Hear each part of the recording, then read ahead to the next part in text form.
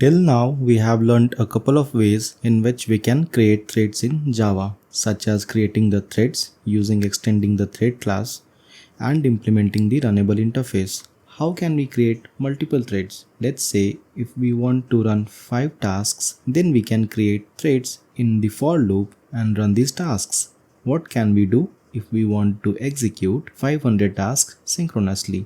We can for sure create 500 threads using the for loop, right? But where does it stop? What do we do if we have to run 1000 tasks, create 1000 threads in a loop? Well, something does not sound right here. Here is the problem. In Java, one thread is equal to one OS level thread. Creating a thread is an expensive operation. So creating 1000 threads in a loop is certainly not a scalable approach.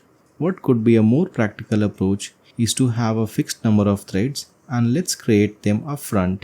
Imagine a pool of n threads and these threads handle the 1000 tasks among themselves. And this is exactly what the executor service helps us in achieving. In one line, we can define the executor service as a tool in Java for managing and running tasks concurrently across multiple threads. So executor service helps us in creating a bunch of threads, a pool of threads, thus the name thread pool, and the threads are not killed once they are done executing the task.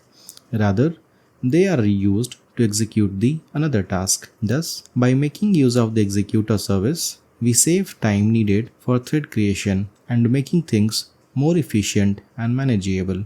There are 4 types of executors provided by the executor service, and these are single thread executor, fixed thread pool executor, cache thread pool executor, and scheduled executor. Now let's quickly visualize how internally the executor service looks and functions. So imagine a execution of the main thread, which is this one. This is the execution line, and the main thread calls for the executor service. And now the executor service, the way it functions is that it maintains a thread pool.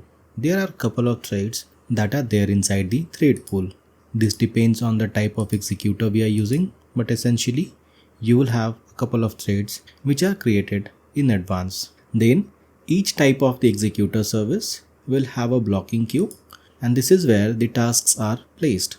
So when we say executor.execute and the task, so what I want is that a task should be picked by either of these threads and it should be executed. But for the time being, it's not getting executed. It will be sitting inside this blocking queue. So in nutshell, the executor will have 2 things. First is the thread pool, and then there is a priority queue.